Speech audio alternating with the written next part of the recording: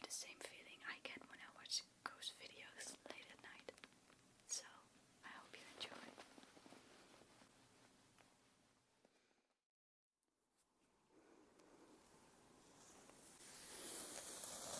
When I was young, my mother gave me a baby doll. I don't remember how old I was, just how happy I was when I saw how big the present was. And I was even happier when I saw what was inside. That was all I wanted back then, a baby doll. I just thought babies were adorable, and with a doll, I could have a baby of my own. I suppose I wasn't the first little girl like that. I named the doll Julie, and introduced her to my plushie collection. Before I could let Julie settle though, my mother brought me a box. It was full of dresses, little dresses that I had worn as a baby. My eyes must have sparkled when I saw that. I picked out the pinkest dress and marveled at my own baby. Julie slept in my bed from then on. Even though her head, hands and feet were plastic, her torso was soft and, as I found out, a perfect pillow. I'd always found my pillow to be too low, but Julie turned out to be the perfect size. I slept on Julie from then on, even when I grew and got a new pillow. Back then I believed my hair was a nice blanket for her. Julie was always a constant in my life. I kept her, even when I outgrew the age to be playing with dolls. And when we eventually moved, I made sure she was packed comfortably. There was no question she'd even come. She was going to have to. I needed a sturdy and friendly pillow, especially if I wanted to sleep through the night. The new house was a lot bigger, a lot colder. My mother said it was something about the insulation, that someone would come to do something about it soon.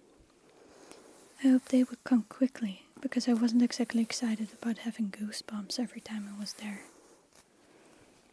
The first night I slept there, the chilliness was still around. I was shivering under the blankets because our blanket thickness guess had been based on our old house. New house, new rules, I suppose. At least Julie wouldn't be cold, what with all my hair covering her.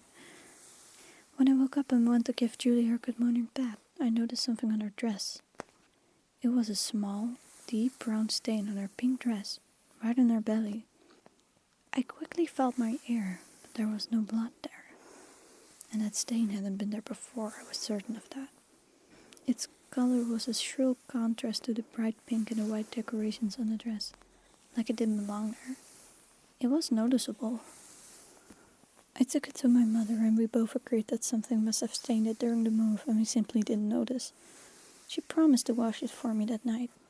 Once it was dry though, I put the pink dress on Julie again. A week later, it happened again. The same spot, the same color, the same strange, wet substance. I touched my ear again, even though I knew something like that couldn't have come out of me. It was way too sticky to be blood, and even dried blood wouldn't be that color. And it didn't have a smell. Thank God, because I didn't want to know what this brown stuff could smell like otherwise. Still, the only thing I thought this could be was dirty. When I gave the dress to my mother, I discovered that this time it had stained Julie as well. Instead of slightly discolored white cotton, it was brown. I didn't eat breakfast until I'd made sure I'd scrubbed all of it off. I was scared the next time I slept with Julie's pink dress. I felt like the dress had lost color, and I didn't want to have to wash it again. And the stain seemed worse last time. What if it got worse again? Whatever was making these stains, I wish it would stop. Eventually I did fall asleep. Probably work off my mother's laundry detergent, but maybe I shouldn't have. It got worse. It was still dark when I woke up this time. I blinked a couple of times, attempting to start my brain. It was still as dark as when I fell asleep, still as silent. I wasn't sure why I'd woken up. Until I moved my head, and I immediately shut up. The brown stuff was there again, only this time it covered Julie entirely. There was so much it sat on top of her dress, thick and slimy and drooping off the dress. What was this? How did this get... It was only then that I thought to touch the side of my head. I will not be embarrassed to admit that I stood next to my mom's bed crying that night.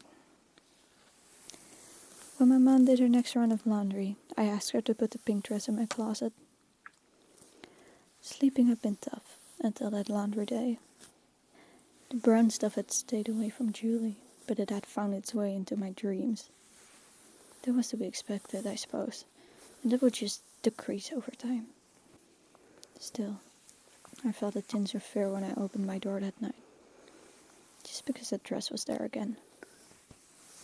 It looked like my mother had made up my bed too. She had put Julie in the middle of my pillow and tucked her in, as if she was sleeping there. I felt a little smile creep up. Mom probably thought that would cheer me up, and she was right about that. I walked up to next to my bed, ready to dive in and at least feel a little safe. I lifted the blankets, and then my lungs completely froze. Julie's head was on my pillow. Under there was her pink dress, ironed and perfectly straightened out. It looked like it did before, like the pictures I've seen of myself wearing it, like so many nights I'd gone to sleep in my bed. But it was flat now. Julie had no body,